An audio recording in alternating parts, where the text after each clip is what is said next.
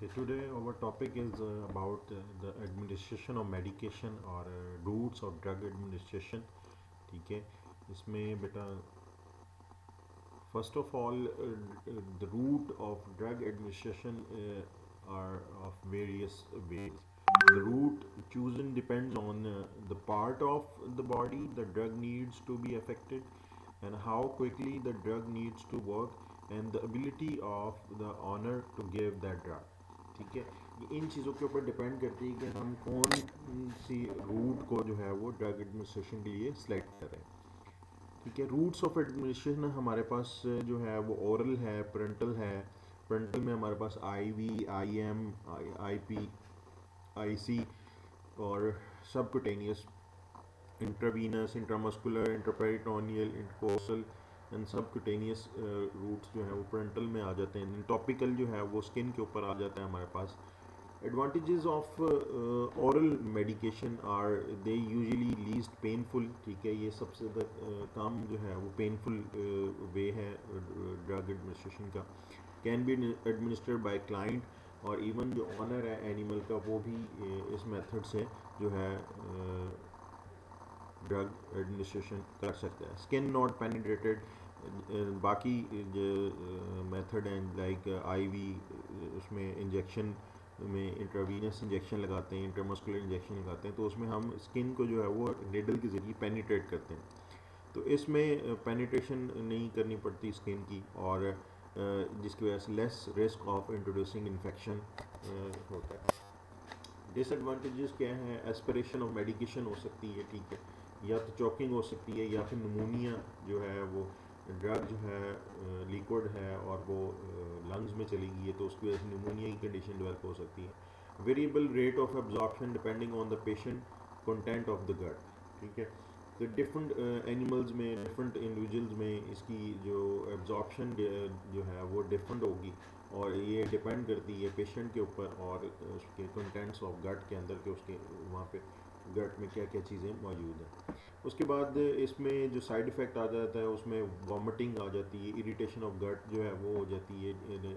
For example in case of aspirin patients में not tolerate administration और कुछ जो है वो इसको टॉलरेट नहीं करते और रिएक्टिविटी एक्शन जो है वो सेंसिटिविटी रिएक्शन जो है वो शो कर देते हैं और may be difficult to ensure correct doses. ठीक है, जो ओरल एडमिनिस्ट्रेशन ऑफ ड्रग है इसमें कुछ ड्रग लॉ गिर जाती है। ठीक है, तो उसकी वजह से जो एग्जैक्ट जो डोजेज है वो हम प्रोवाइड नहीं कर सकते। ओरल मेडिकेशन जो है वो हम किस किस तरह से करते हैं? टैबलेट की फॉर्म में कर देते हैं, कैप्सूल दे सकते हैं, ग्रेन्यूल्स, पाउडर या पेस्ट या लिक्विड जो है वो हम इस्तेमाल कर सकते हैं। ठीक है, here is a method of drug tablet administration in case of cat.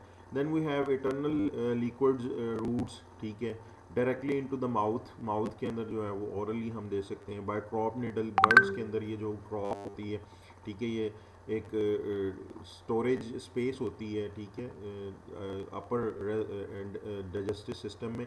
ठीक है, तो उसमें जो है वो हम निडल, एक स्पेशल प्रॉब निडल होती है जो कि हम यूज़ करते हैं उसमें फूड एडमिनिस्ट्रेशन के लिए और ड्रग एडमिनिस्ट्रेशन के लिए बर्ड्स में। By stomach tube, stomach tube जो है वो हम लार्ज एनिमल्स में जो है वो नेजोगेस्ट्रिक ट्यूब जो है वो पास करते हैं, स्पेशली इन इक्वाइंस, नोज़ के थ्रू वो स्टोमिक में चली जाती है और ये उन ड्रग्स के लिए इस्तेमाल की है तो वॉल्यूम ड्रग का बहुत ज़्यादा है, लाइक लीटर्स में हम वाटर और ऑयल को मिक्स करके देते हैं। ठीक है, और एनिमल जो है वो यंग है, उसको स्वेलो नहीं करना आ रहा, ठीक है, और इन केस ड्रग जो है वो बहुत ज़्यादा इफ़ेक्टिव है in case of burn, can cause burn in the mouth. ठीक है, तो इस वजह से जो है वो हम डायरेक्टली स्टोमिक में ये इटर्नल रूट मेथड जो है वो उसके लिए यूज़ करते हैं। उसके बाद हमारे पास है पेरेंटल प्रिपरेशन में हमारे पास the drugs that can be given by injection. All drugs in this form must be sterile. The most common route of injection of drugs in small animal practices are small animal, large animal में हम IV और IM जो है वो commonly use करते हैं। ठीक है, subcutaneously भी जो है वो हम यूज़ करते हैं। इंटरपेरिटोनियल जो है वो स्मॉल एनिमल्स में हम यूज़ करते हैं। इंटरकोस्टल जो है वो भी इसी तरह से। ठीक है, उसके बाद इंजेक्शन रूट्स डिपेंड ऑन, जो इंजेक्शन रूट है वो किस चीज़ पे डिपेंड करता है। एक तो टाइप ऑफ ड्रग का टाइप कौन सी है, टैबलेट फॉर्म में है, इंजेक्टेबल फॉर्म में है, ठीक है। Condition and temperature of the patient, ठीक है। एनिमल की कंडीशन किस तरह की है, अगर एनिमल जो है वो बिल्कुल इनटेक नहीं कर रहा, फूड इनटेक नहीं कर रहा, बिल्कुल जो है वो उसका टेम्परेचर बहुत ज़्यादा है, तो उसमें हमें जो है वो इंजेक्टेबल फॉर्म में एनिमल को ड्रग देनी पड़ती है। बेसिकली डिफरेंस क्या है जो हम ओरल रूट से देते हैं और इंजेक्टेबल फॉर्म में देते हैं। जो ओरल रूट है उसने अब्जॉर्प्शन टाइम लेना है, उसने जो इंजेक्टेबल में जो आईवी है, जो इंट्रावीनस है, वो हम डायरेक्टली ब्लड वेन में दे रहे हैं, जो कि अब्जॉर्प्शन टाइम नहीं लेता, बल्कि वो ब्लड में मिक्स होके जो जिस साइड पे अफेक्ट करना होता है उसने वहाँ पे पहुँच जाता है। तो ये जो है ये चीज़ डिपेंड करती है कि आपको एब्जॉर्प्शन टाइम कितना चाहिए, उसको लॉन्ग लास्टिक इफेक्ट चाहिए, ठीक है। उसके बाद वॉल्यूम ऑफ द ड्रग का वॉल्यूम कितना है, अगर वॉल्यूम ज़्यादा है तो वो आप ओरल रूल से देंगे, ठीक है। और in case like energy booster और मिनरल जो हम प्रोवाइड करते हैं स्मॉल एनिमल्स में in the form of drips, ठीक है, तो वो हम इंजेक्टेबल फॉर्म में आईवी लगा सकते हैं। अगर वेन ना मिल रही हो तो हम उसको सबकुटेनियसली लगा देते हैं, वहाँ से वो अब्जॉर्ब हो जाता है, ठीक है। और इसमें स्पीड ऑफ एक्शन जो है वो डिपेंड करती है, जैसे मैं ऑलरेडी बता चुका हूँ कि अब्जॉर्प्शन टाइम लगता है ओरल रूट पे, इंट्रामस्कुलर रूट पे और बाकी रूट्स पे, लेकिन अगर आप आईवी उसको दे रहे हैं तो वो डायरेक्टली उसको अवेलेबल होगी ड्रग, ठीक है। तो ये जो है जो चीज़ें हैं ये डिपेंड करती हैं इस पर कि आपने इंजेक्शन के लिए रूट जो है वो कौन सा रूट सेलेक्ट करना है। उसके बाद रूट्स ऑफ इंजेक्शन जो है वो हमारे पास इंट्राडर्मल है, इंट्रामस्कुलर है, इंट्रावीनस है, इंट्रापेरिटोनियल है। पेरिटोनियल कैविटी जो है वो एब्डोमेन में होती है।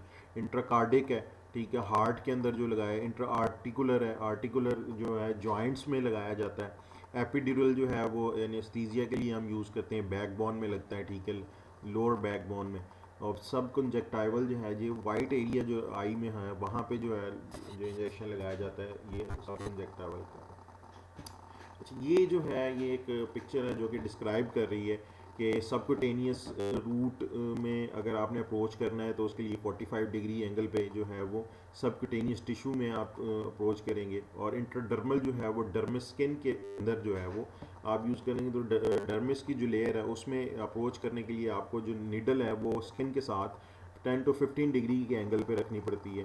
और अगर आप इंट्रामस्कुलर इंजेक्शन लगा रहे हैं तो उसमें आपकी ये जो नीडल की होगी डायरेक्शन वो 90 डिग्री पे होगी स्किन के साथ, ठीक है। तो आप जो प्रॉपरली इस जगह को अप्रोच कर सकते हैं, ठीक है। पेरीवास्कुलर नेक्रोसिस, सम टाइम हम इंजेक्टेबल फॉर्म में इंजेक्शन लगाते हैं लेकिन वो वहाँ से जो वेन्यू पंक्चर की वजह से या वेन जो है वो डबल पंक्चर हो जाती है, उसकी वजह से जो ड्रग है वो सराउंडिंग एरिया में रिलीज़ हो जाती है, तो उसकी वजह से उस एरिया में स्लफिंग हो जाती है, स्किन उतरना शुरू हो जाती है या वहाँ पे इन्फेक्शन हो जाती है, ठीक है, स्वेलिंग हो जाती है।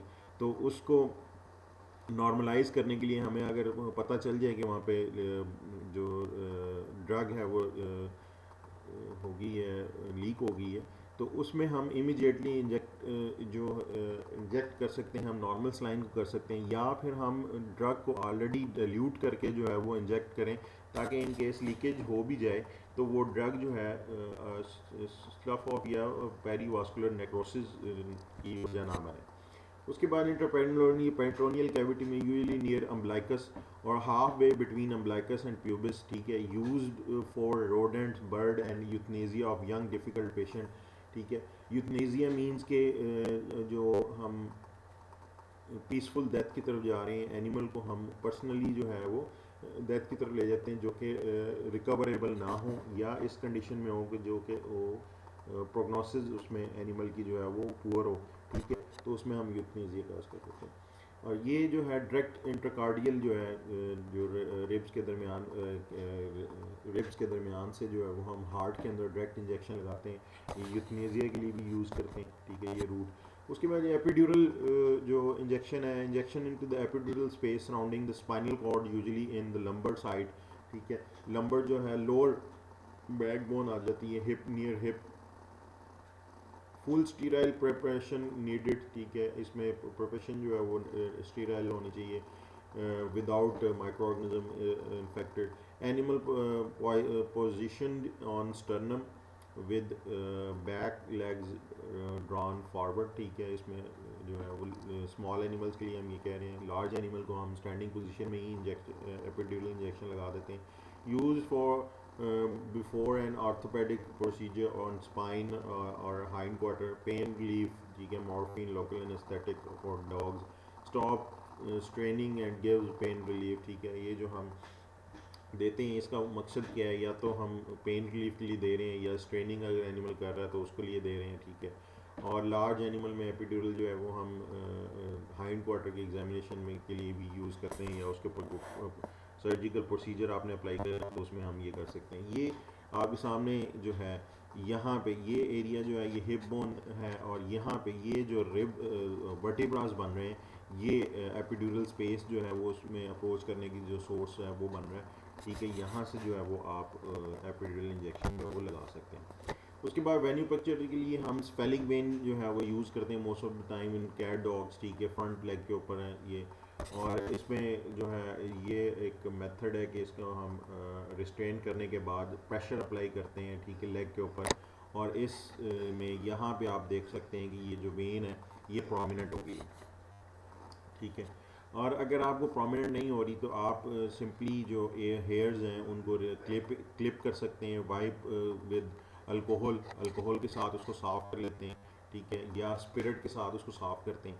देन हम जो है वो उसको निडल इंसर्ट करते हैं, जेंटली पुल बैक, और हम चेक करते हैं कि ब्लड आ रहा है। If blood is coming then it means your venipuncture is good and you can now administer the drug, or if you want to take the blood sample then you can take it simply.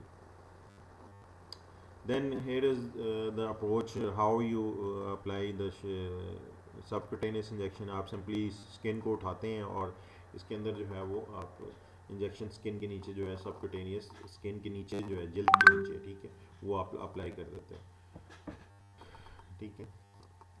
उसके बाद हमारे पास topical medication आ जाती है। Topical medication जो है वो external surfaces के लिए हम इस्तेमाल करते हैं, स्किन, आईज़ और ईयर्स में। Exposed mucous membrane like gums, nasal mucosa, prepuce, ठीक है, and penis and vulva and vagina में हम एक्सपोज म्यूकस मेम्ब्रेन के ऊपर जो ड्रग्स अप्लाई करते हैं वो भी टॉपिकल मेडिकेशन में आ जाती है। मेडिकेशन में वर्क, ठीक है, ये topically on only the area to which it is applied, ठीक है। ये जो स्पेसिफिक एरिया है ये उसके ऊपर ही अप्लाई कर, जिधर अप्लाई की जाती है तो उधर ही चांसेस है कि अपना इफेक्ट जो है वो दिखाए। सिस्टेमिकली जो है वो हम स्पोर्टन और आइवामेक और पोरॉन DMSO, ठीक है, ये ड्रग्स के नेम है जो कि हम इस्तेमाल करते हैं। उसके बाद ये कुछ टाइम ड्यूरेशन जो है वो दिया हुआ है जिसमें हम इंट्रावीनस जो है वो 30 to 60 सेकेंड्स के अंदर जो अपना इफेक्ट दिखाता है। एंडोट्रेकियल 2 to 3 मिनट्स ले लेता है, इनहेलेशन में 2 to 3 मिनट्स जो है इफेक्ट आते हुए हो जाता है। और इंट्रामस्कुलर जो है वो 10 to 20 मिनट्स जो है वो लगते हैं।